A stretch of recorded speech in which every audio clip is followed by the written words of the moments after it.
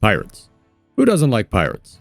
Despite being a fairly popular concept, pirate-based video games are actually pretty few and far between. A lot of games instead opt to keep the stealing and the looting part and disregard the whole amputation and scurvy thing. So, having grown up watching those Pirates of the Caribbean movies, I'll always be interested in any game that tries to bring the true pirate fantasy to life.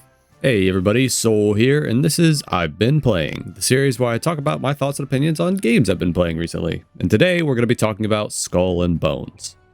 Coming into this game, I had no idea what the game really was. I had heard the name Skull and Bones dropped in various places online, but never actually bothered to look at the game myself.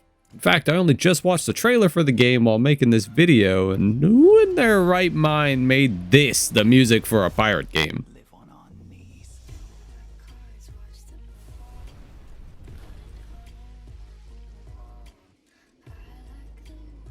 Do you know how popular sea shanties are? What even is this? Billie Eilish? Right. Well, maybe I can let that slide for now.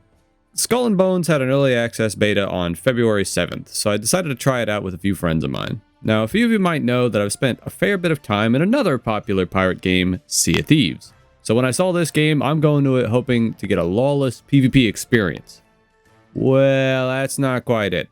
As early as the tutorial, I was already speculating with my friends, is this game going to be an open world PvP? Is it going to feature hotspots similar to games like The Division?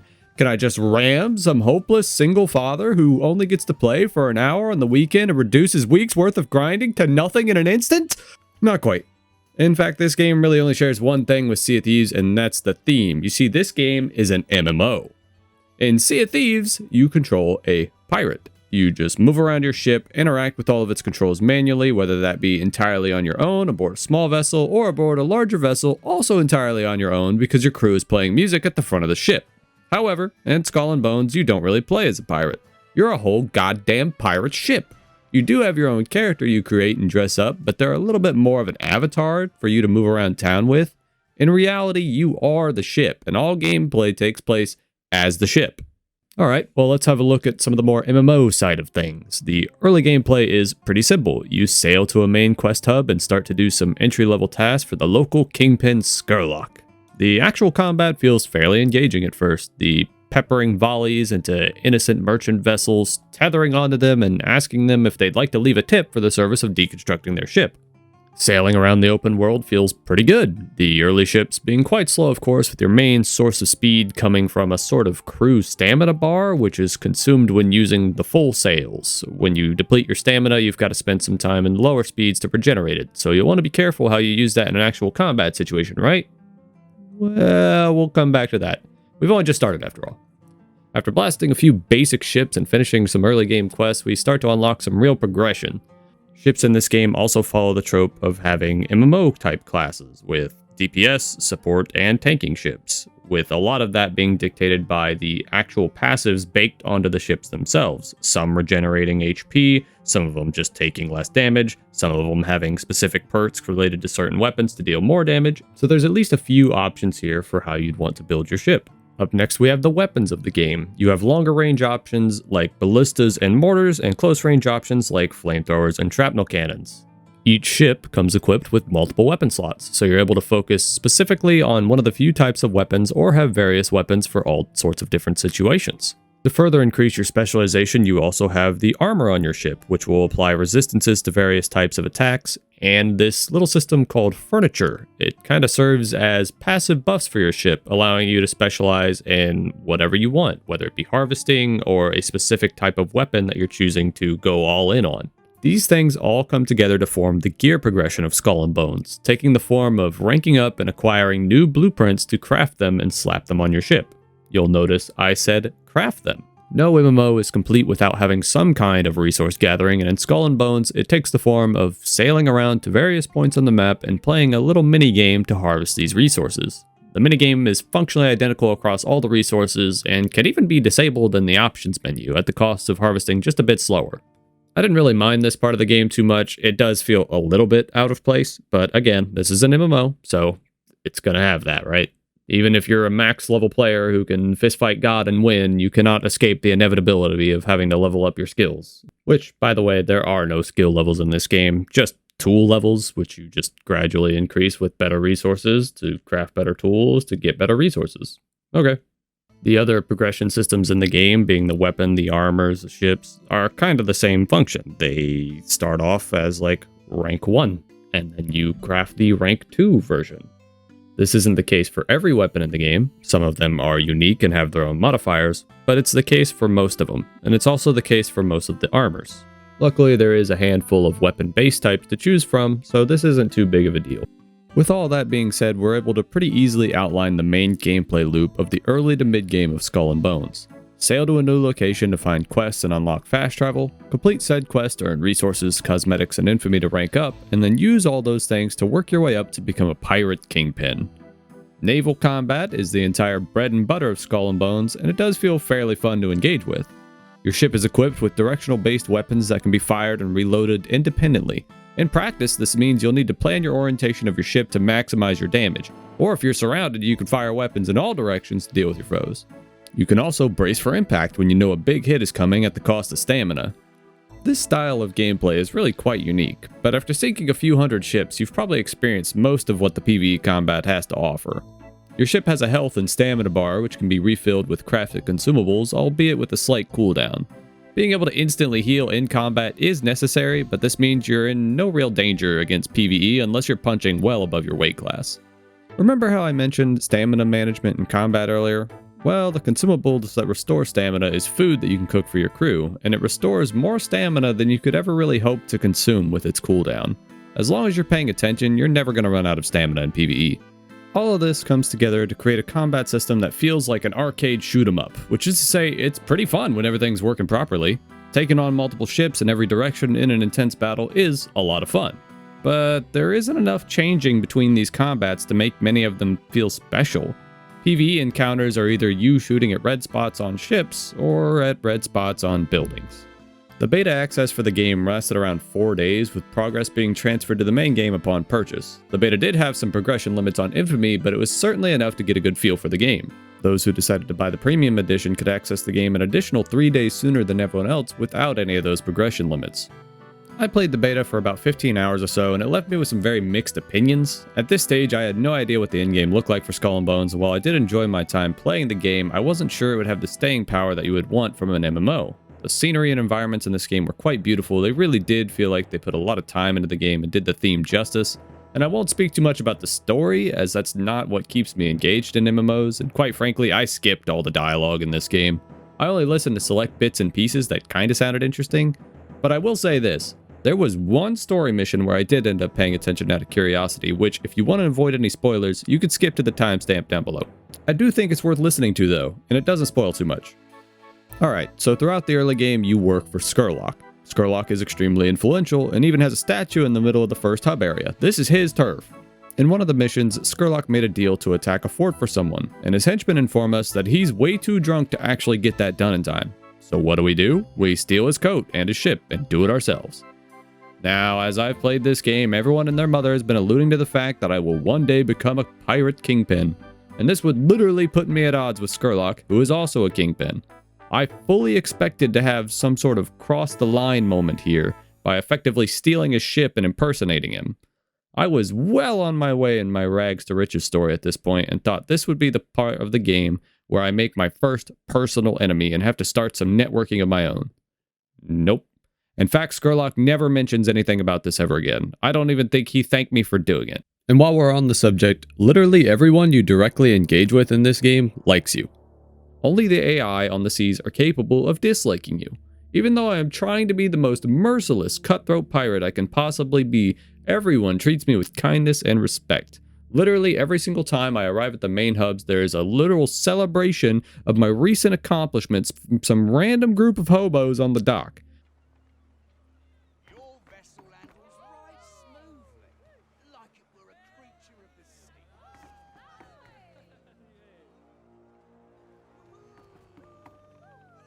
That is the only purpose of these NPCs.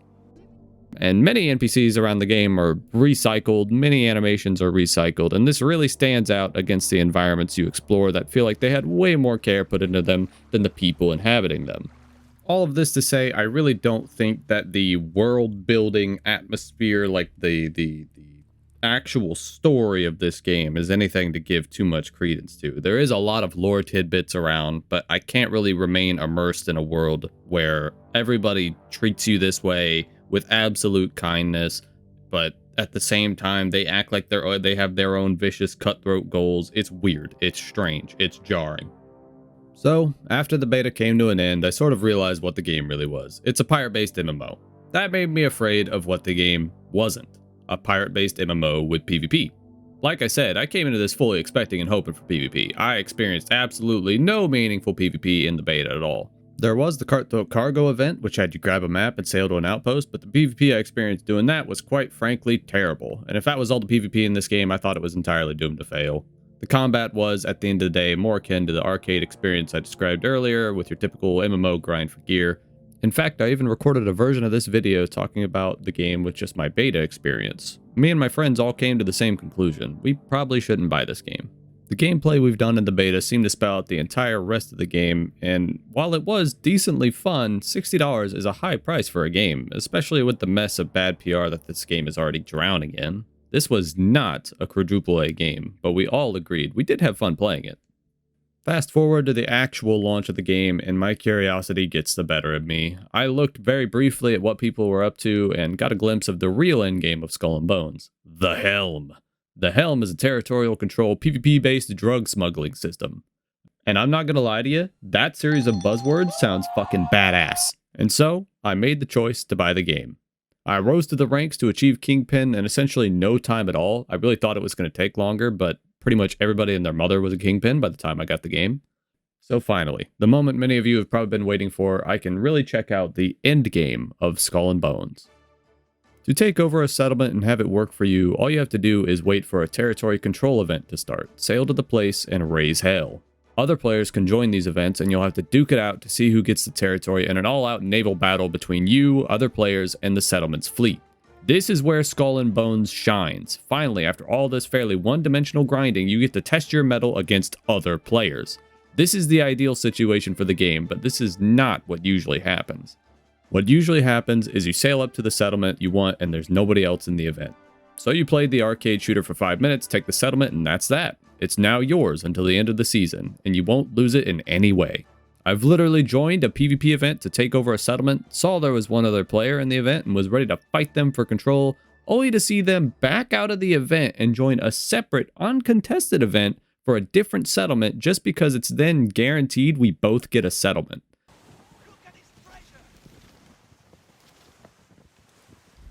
There we go. He left! Coward. Actual coward. This is like the best one on the market by far. Bro. I mean, that about sums it up, right? Like, why bother to stick your neck out in PvP when most of the PvP is solved? Like, you do the cargo run, there's no point to join it late. If someone's already picked it up, it's over. You do the plunders, you do the hostile takeovers, there's no reason to join one group when you can just join one of the other ones that's maybe empty, because there's only like, what, 20 people max on a server? And there's like 5 or 6 of these, and other people are probably doing other stuff as well, so... I just want to fight people, man. I just want to rumble. This is a running theme for the PvP events in this game. They are all decently rewarding, but as soon as you get one look at the status of the event, you can generally know whether or not it's worth your time. Cutthroat cargo, but you're a bit late to the party? Don't bother, you'll probably never catch them if it's just a 1v1. Settlement takeover with 3 other people? Turns out they're in a team and they'll just gun you down and enjoy their PvP adventures. PvP in this game, in a head-on 1v1 duel to the death, is decently fun, but you practically never get that experience in this game. In any case, I've captured my settlement, so let's talk about the Helm, as it genuinely is a very cool system on paper. You capture settlements which produce pieces of 8 for you, and the more settlements you capture, the more trade routes you connect to make them more efficient. You then use your pieces of 8 to either unlock equipment or cosmetics for yourself, or reinvest in your empire, increasing your potential production down the line. This system feels really cool to engage with, and I generally enjoy the idea at play here, but this system comes with the absolute best and absolute worst parts of the game at the same time. It is actually genuinely crazy to me how polarizing this system feels. As I said before, you don't lose any of your settlements or even your investments into those settlements until the end of the season, so as long as you're playing the game, you are generating pieces of 8. You can also claim every settlement on the map without any PvP interaction whatsoever. You can climb the endgame ranks and leaderboard just by doing PvE content. In order to claim pieces of 8, you have to manually sail up to the settlement, gather the pieces, and drop them off at the nearest den, of which there are only 2 on the map. You cannot fast travel with these pieces. At this point, I have about 40 hours in the game and own every settlement in the first area. It takes each settlement about 2 hours to fill up at level 3, but I can upgrade them further to increase how long it takes to fill up. The process of sailing around, gathering all my pieces, and turning them in takes about 30 minutes. 30 minutes of just sailing around. That is literally the core endgame gameplay loop, as this is the only way to substantially generate pieces of 8. This is also just the first region. I could spend 10k more of my pieces of 8 to unlock 2 other regions, and effectively triple the size of my empire, which would make my runs take longer. This is actually insane to me, because the other endgame grinds are the ghost ships and the sea creatures, both of which are frankly nothing special. Attacking forts is fairly one-dimensional, with there only being crafting materials available as a reward, so once you've got a decent stockpile, you really don't need to ever do them again. Pretty much every player I see in the game is already rocking what is effectively the best in slot gear of the game, so all there is to do is grind pieces of 8. That is absolutely horrible for a game that is meant to be a long-term MMO experience. So that's the bad side of the Helm. What could possibly redeem it? Well, I left out a detail. You see, when you're sailing around gathering your pieces, the Helm will randomly ask you if you want to take a gamble. They will take your pieces of 8, double them, and lock them in a chest that you have to deliver to a predetermined location. If you make it there, you get double of whatever you had when you randomly encountered this option, but the catch is simple. You'll be flagged for PvP as soon as you accept, and anyone can join the event and hunt you down. To make the obvious comparison, this is like in Sea of Thieves when someone does a Ford of the Damned or an Athena's Voyage, has their extremely valuable chest, and now they have to go turn it in. This is exactly what I want, the absolute heart-pumping blood rush of risking it all against other players to gain far greater rewards. This is what I want, this is what makes me have hope for the game, and this is exactly what I hope the developers focus on moving forward. I do not give a flying fourth of a fuck about La Peste and his fleet of vomiting villains. I do not give a shit about sinking traveling merchant ships for their rinky-dink ass loot. I don't care. I want to kill other players, I want to hunt down those who dare to take a chance on the seas, and I want to be hunted down when I choose to risk it all for myself. Just like the settlement event I mentioned before, when it all plays out right, these events are awesome. I have personally claimed a bounty of like 600 coins, got absolutely blown apart by 4 other people, and then showed up to steal back my own chest and turn it in. I've also spotted someone else with a chest with 1,000 coins, interrupted a 1v1 between 2 people, sunk them both, and turned it in. But unfortunately, I've also joined some of these events to see teams of 3, with 2 people protecting their chest holder, making it absolutely impossible for me to even compete. I've had something like this happen in literally every single PvP event, because even if you are an absolute god gamer, everyone already has the best gear in the game, and you are at a simple numbers disadvantage if it's just a team versus you. You will not win a 2v1 against even half competent players. There is simply not that much depth in this game to allow it to happen. So what does this all boil down to? Well, if I'm honest with you, I don't think I can directly recommend this game unless you really enjoy the pirate theme and an honest grind. After buying the game and playing Skull and Bones for a while, my biggest takeaway is this. If this game was released and marketed as a free-to-play game, I genuinely think it has a good enough foundation that it could build a bright future for itself. Now obviously a lot of this video was negative, but you have to keep in mind, I paid $60 for what was marketed as a quadruple A game. I have to be harsh on this thing. If it was a free-to-play game that had a decent business model, I would be pulling my punches left, right, and center. I would still tell you exactly how I feel, but I would be far more optimistic about the future. Now again, playing this game, I did have fun. Plenty of other people have also had fun. The game is not a total pool of garbage, but it just does not have that long-term sustainability that an MMO needs to survive. I've played 46 hours at this point, and while I am interested in playing more and seeing where it goes, I just really am torn on how long it takes to just sail around and gather my pieces of 8. I've gathered all my pieces 3 times recently over the course of the day, and was only offered the chance to double my coins 1 time.